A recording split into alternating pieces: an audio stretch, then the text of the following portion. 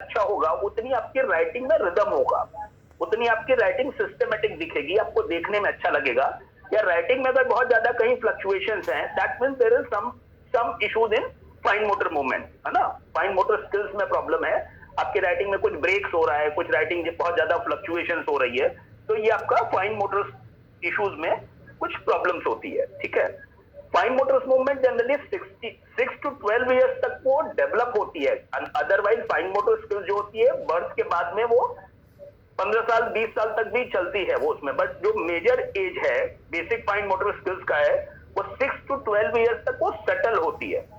इसलिए after 6 years he बहुत सारे लोगों ने ऐसा बोला है कि वो राइटिंग का जो प्रैक्टिस करना चाहिए that is valid after 6 years के बाद में। 6 ईयर्स के बाद भी वो राइटिंग को फाइन मोटर मूवमेंट के लिए इजी बोलते हैं कि आपको लिखना चाहिए।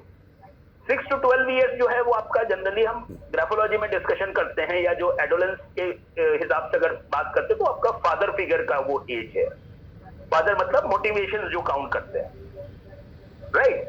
तो अब इसमें मोटिवेशनल जो बच्चा होगा, फाइन मोटर स्किल जो है ये मदर का एस्पेक्ट है, that is mother aspect. Fine motor जो है ना इमोशन रिलेटेड, अगर इमोशंस को काउंट करेंगे तो दिस इज मदर एस्पेक्ट। मतलब आर्म्स के मूवमेंट्स वगैरह बोलते हैं वो ग्रॉस मोटर्स बोलते हैं। फाइन मोटर्स में एकदम फाइनर वेज होते हैं। तो जहां पे भी फाइन चीजें आएंगी वहां पे मदर कॉन्सेप्ट आएगा, और जहां पे हैवी आएगा वहां पे फादर कॉन्सेप्ट आएगा, ठीक है। तो जनरल अंडरस्टैंडिंग के हिसाब से आप ये लिख सकते हैं कि ग्रॉस मोटर जो है उसमें फादर का स्किल काउंट होता है, जिनका ग्रॉस आई थिंक एस्ट्रोलॉजी वाले कोई हैं। सेम जो इंडेक्स फिंगर ऑफ एल मतलब लेफ्ट हैंड L2 वो होता है जिसकी मतलब 3D इमेजिनेशन जो विजुअलाइजेशन होती है वो शार्प होते हैं। और सेम विथ L1 जो लेफ्ट हैंड से जो भी कोई लिखता है मतलब those people have much better inner जो होता है ना इनर नोइंग उनका अच्छा होता है जो भी लेफ्ट हैंड से मतलब वो करते हैं। Okay. Yeah. Do you have any literature? So very good, because left hand is connected with your right hemisphere. So yeah, And our right hand. Okay. left, yes sir, yes sir. Sir जैसे Okay. मतलब for example our R4 जो है right hand का जो ring finger है that is basically the input means हमारे linguist बड़े अच्छे होते हैं मींस ऑडिटरी एंड जिनका Okay. R Okay. One second. जो लास्ट होता है आपका एक डिटेल इसमें एक डिटेलिंग अगर होगी ना तो आप इसकी डिटेलिंग मुझे भेजिएगा जो भी लिटरेचर होगा, बिकॉज अगर आपने change this kind of movement, अगर आपने फिंगर्स के मूवमेंट्स को चेंज किया तो उसका इम्पैक्ट क्या होता है, वी विल डिस्कस। इसमें काफी सारा लिटरेचर आपको मिल भी जाएगा, ठीक है। हम थोड़ी सी भी बात करते हैं, मतलब कहीं ना कहीं से इसमें फाइन मोटर्स में थोड़ा सा वीक होने की वजह से इमोशनल जो प्रीवियस इमोशन जो है मदर की तरफ से वीकनेस और फादर का जो है जो कॉम्बिनेशन है मदर फादर के कॉन्फ्लिक्ट होने की वजह से भी फाइन मोटर्स के इश्यूज आते हैं। जो जेनेटिकली अगर प्रॉब्लम आती है, मतलब कहीं ना कहीं से मदर फादर के कॉन्फ्लिक्ट होने की वजह से बच्चे में ये फाइन मोटर्स के स्किल्स की राइटिंग खराब हो जाती है, इलेजिबल हो जाती है, राइटिंग में गैप्स आते हैं, ठीक है। एक वर्ड मैंने डिस्प्रैक्सिया करके लिखा था जिसमें पुअर स्पैटियल अवेयरनेस होता है, कंफ्यूजन होता है लेफ्ट एंड राइट फिगर्स में। जैसे बच्चा बी की जगह डी लिखता है, ठीक है, या बी की जगह पी की जगह क्यू लिखता है, इस तरह का जो कंफ्यूजन होता है, एम की जगह डब्ल्यू हो सकता है।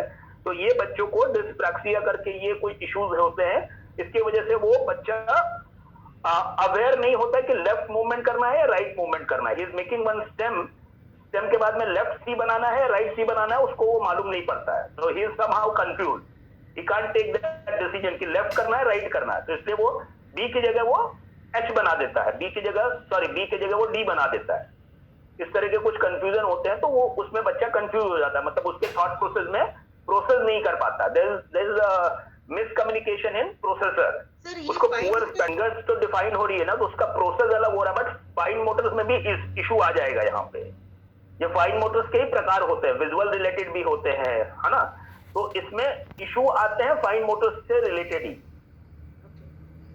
ठीक है। बिकॉज मोटर मूवमेंट से जो राइटिंग का जो मेन एरिया है वो पूरा मोटर फंक्शन है, जो का फंक्शन जो आप कर रहे हो ना, ये फंक्शन जो है ये मोटर मूवमेंट पर डिफाइन करता है। जो आप सोच रहे हो, जो आप प्रोसेस कर रहे हो, उसके हिसाब से फिंगर्स को जो डायरेक्शन दे रहा है वो आपका फाइन मोटर्स में आता है। ये एकदम नॉर्मल केस में हम बात करें तो, ठीक है। तो फाइन लेटर्स में अगर इश्यूज आते हैं तो इस तरीके के आपके सेगमेंटेड लेटर्स हो सकते हैं। बच्चों की राइटिंग में अगर इस तरीके का ब्रेक्स हो रहा है, ओके, या वाई भी अगर कंप्लीट नहीं हो रहा है, कई बार वाई के लूप्स कंप्लीट नहीं होना भी वो आपका फाइन मोटर इश्यूज का है। वो आपका मतलब कहीं ना कहीं से वो क्लैरिटी नहीं है, मतलब कहीं ना कहीं से आपका फ्लूडिटी नहीं है, फ्लुएंसी नहीं होगी तो आपका ये गैप्स हो जाता है। जैसे आपने के लिए भी बताया ना, तो के का भी इशू इन केस किसी का क्वेश्चन था शुरू में ना, आई थिंक सकता है मे बी, जहां पे के का आपका के का टचिंग नहीं है, ये टच नहीं कर रहा है, वो नॉन टचिंग भी आपका मोटर मूवमेंट का इशू हो सकता है। बट इसमें ओवरऑल राइटिंग देख के आपको पता लगेगा कि ये इम्पेशेंस है या कहीं मूवमेंट का प्रॉब्लम है, तो बच्चा कहीं ना कहीं से लिख नहीं पा रहा है, ठीक है। आई थिंक 450 है, 10-15 मिनट बाकी, क्लियर नहीं है।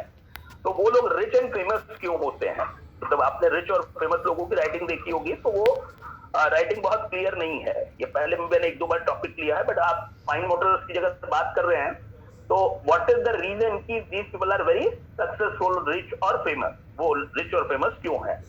आपको इसमें क्या लॉजिक समझ में आता है कि जो भी रिच लोग हैं उनकी राइटिंग बहुत क्लियर या लेजिबल, नॉट सो ब्यूटीफुल, है ना, बहुत ब्यूटीफुल राइटिंग नहीं। The brain works faster than hand. Brain works faster than hand. Okay, right.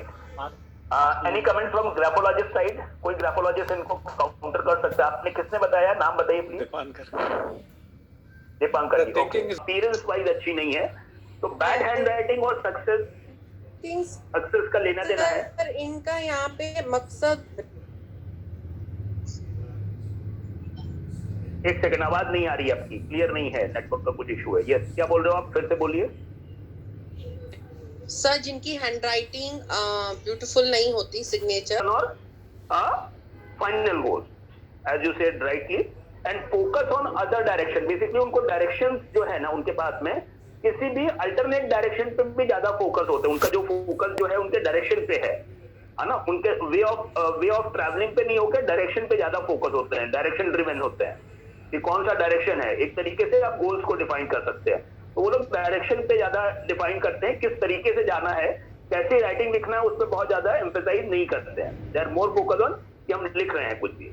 Main priority goals and destination, जैसे मैंने आपको बताया कि उनका गोल्स जो है ना, उनके लिए डेस्टिनेशन, हमारा बिजनेस होना चाहिए, उस पर ज्यादा फोकस होते हैं।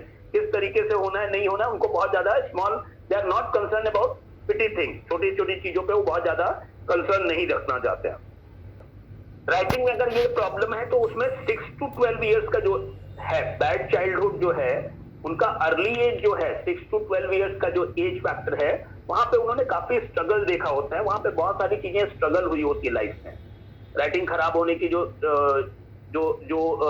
सर्कमस्टेंसेस हैं, तो बैड चाइल्डहुड की वजह से chances of independent effort is more, मतलब जो भी कुछ काम वो करना चाहते हैं, इंडिपेंडेंट करना चाहते हैं, सेल्फ मेड होते हैं, स्ट्रगल ज्यादा होता है, तो उनके अंदर ना बहुत ज्यादा रेजिस्टेंस ज्यादा हो जाता है, इमोशनल रेजिस्टेंस हो जाता है, चीजों को खुद करने की एबिलिटी हो जाती है। उन्होंने इतना सारा प्रॉब्लम देखा होता है, तो वो हर चीजों को स्ट्रगल कर पाते हैं, सेल्फ लर्निंग ज्यादा हो जाती है। तो एक बड़ा उनके साथ में ये होता है कि वो हर चीज जब खुद से समझते हैं तो उनकी अंडरस्टैंडिंग या एक प्रैक्टिकल थिंकिंग ज्यादा हो जाती है। These people are more practical, those who write illegible. ये मैं ओवरव्यू बता रहा हूं, इसको आप बहुत ज्यादा स्टिक मत करिए कि नहीं राइटिंग हमारी अच्छी नहीं है तो उस वजह से हमने राइटिंग गंदी करनी है। बट ये ओवरव्यू में these people are more practical, they are more practical, मतलब वो डिसिप्लिन से ज्यादा प्रैक्टिकल अप्रोच ज्यादा होता है, बिकॉज अर्ली चाइल्डहुड में उनके इश्यूज रहे हैं। If you know any of the kids या जिनके भी राइटिंग में प्रॉब्लम्स रही है, डेफिनेटली आप 6 to 12 इयर्स का इश्यूज जो है वो उनको कहीं ना कहीं से प्रॉब्लमेटिक रहा होगा, बहुत ज्यादा क्रिटिसिज्म, बहुत सारा मतलब बैड चाइल्डहुड के ट्रेट्स उसमें दिखेंगे राइटिंग में भी, और उनको पर्सनली भी अगर आप उनसे बात करेंगे तो।